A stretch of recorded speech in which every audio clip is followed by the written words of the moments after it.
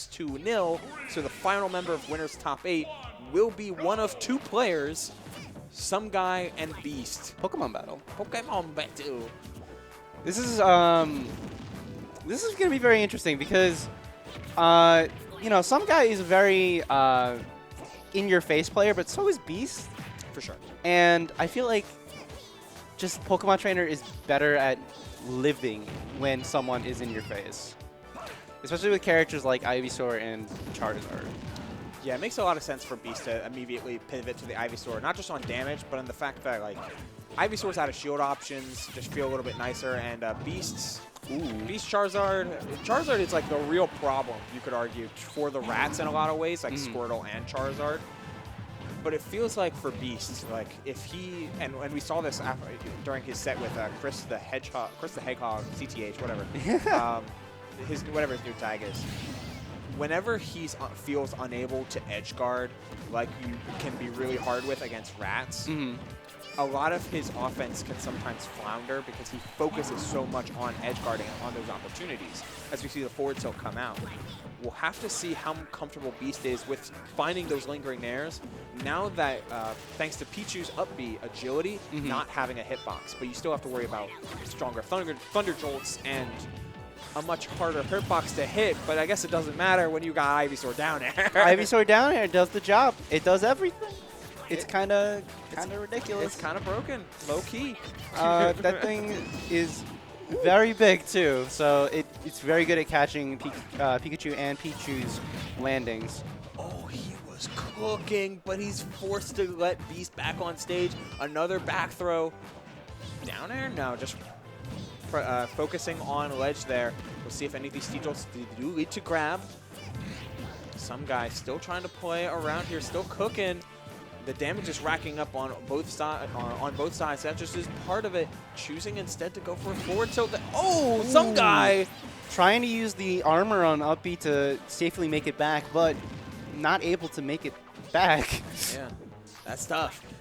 Yeah. And that's the punish for going out for edge guards like that. Beast has to be a little bit more wary. The Squirtle's online and the forward tilts are out, but you got Squirtle very light himself, and Pichu the glass cannon of Smash Ultimate, but no jump.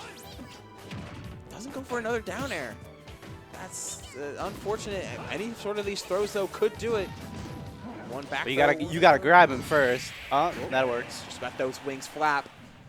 And Beast escapes that game. Some guy was rolling pretty well. And yeah. It was just like they would just take turns. Okay. They would just like one time. Like, you would see some guy get, like, a crazy kill, and then Beast would get a crazy kill. For sure. And then it's just, like, back and forth, back and forth.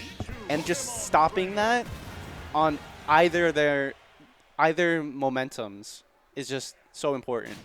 Oh, yeah. And that kind of momentum can be really, really hard to stop when it gets going, especially for Pichu, because despite the glass candy nature, despite all of your hits mattering really well on the lightest character in the game, all of that good stuff, yeah, Pichu can still be a really hard character to hit. They are still small, and they do still have really good frame data. Yeah, and they're relatively fast, too. That, too. Especially, yeah. Lightning quick, fast. Lightning quick for a reason. But will it continue? Will the fray still unfold into some guy's favor, or will Beast close out to 0? Oh, has to flare blitz high and gets by the Thunder just barely whiffing. Some guy really starting to roll here, but I mean it's an even game if you want to look at it like they're both at kill percent. That down tilt to back. Oh! Ooh. Ooh. I think the back air was just going to be the end of the stock anyway, but why risk it, especially when you have a mix-up like that in the corner? Some guy getting that drag down back air and catching all of these air dodges. Some guy's just doing everything that he needs to do to just keep the pressure on Beast right now. Just gone. I can't call it a 0 to death because it's not true, but like that was as close to it as you can get. This Pichu going untouched throughout so many of these stocks and so many of these interactions, and Beast's Haymaker options are just getting whiff punished to full extent. Are we going to see this Pichu hit 100? Maybe. Maybe? Could be. Oh, wait. You don't know, yeah, agility goes so far. Sumgai not going to let it end that easy. Does hit the 100 mark, but this is just looking like it's Sumgai's game to take as soon as he can land the proper follow-up. Man, he's so on it with these air dodge reads, Bomba. He's doing a very good job of just, like, getting into Beast's head, I think. Just, like, because a lot of the times when some guy's getting off of ledge, he's just jumping off. And it's not like Beast can't do anything, he's just not doing anything. For sure. Like, he's just letting it happen. He's holding that. And continue. Okay. Okay. Respect it. You're at 144. You have 2 stocks to play with. A back air immediately is going to take it. Closest to a JV3 stock that Pichu can get. Yeah. What does Pichu have to hit with to get a JV3 that Nair? actually kills? Like Nair, I guess. Yeah, right? Nair maybe. Up air? No, up air doesn't kill. No. Nair. Yeah, that's Nair. about it. Close enough. As a 1-1 game, and it's like we were saying earlier, like I was talking to Beast again last week. His set against, not last week, a couple weeks ago. His set against CTH. It's like if I don't have a beat on the rat player, Pichu or Pikachu, I think it gets really, really hard to play against really, really quickly. You're forced to be always the responder, always the reactor, which in some ways can be good. But against a fast character like Pichu, sometimes you're left guessing and not reacting. Yeah. That's a hard place to be. That's a hard place to sit at. Absolutely, absolutely. Going to small battlefield for this game 3, I do like this for Beast. I feel like this is something he's a little bit more comfortable on than something like Town and City against some guy. I agree. I think this is generally going to be, a little bit more consistent, and that kind of consistency is really going to help whenever you're trying to space and plan against a small character like Pichu or small, fast, any sort of those characters like that. But as we're seeing in the opener here, like these air dodges have been really, really stuffed. That was really, really fortunate for Beast, and some guy's not going to let it happen again. Another air dodge reads. He's in his head. He's in there, rent free, almost. Another one. One more. Okay. the third one was bad, and some guy knew it, but I wanted it. Oh, there it is. He's coming. He's a man of the people. I mean, don't forget, like, some guy frequently attends other locals like Stargate. He hasn't been to a Fusion in a while. But that doesn't mean he doesn't get practice. It doesn't mean he doesn't get practice. And one of the last Fusions that he went to, and like one of his big like openers, right, was a previous Fusion Arcadian where he got second solo Pichu to exclusively to Stefan. Yeah, like, which is, I mean, Stefan's pretty good. He's pretty good. And like that shows just how capable some guy is.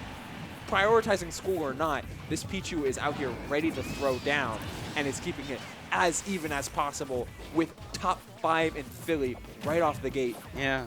New Jersey on rank go crazy. Yeah, kinda. I mean, just this entire set has been just like a slobber knocker, and For sure.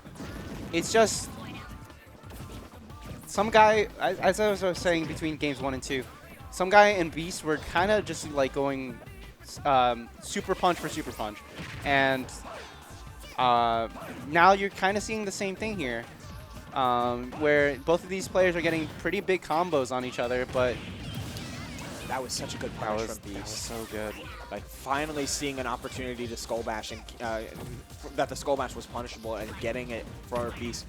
Those are the opportunities you cannot let slip by, and Beast punishing accordingly, doing so much damage, and all of this damage matters so much against Pichu. Can we see another dare? It does not land, but he's really finding excellent means to actually utilize Squirtle's good frame data, Ivysaur's range, and forcing Pichu into some really awkward scenarios.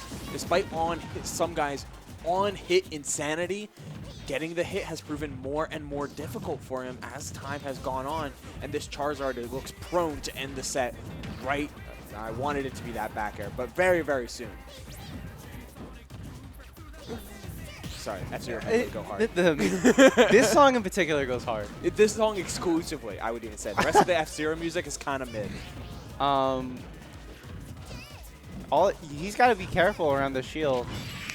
He really, really had to be, but you go for weak dash attack there because if it connects on landing, you can connect it into Thunder and like just really get rolling again. But you also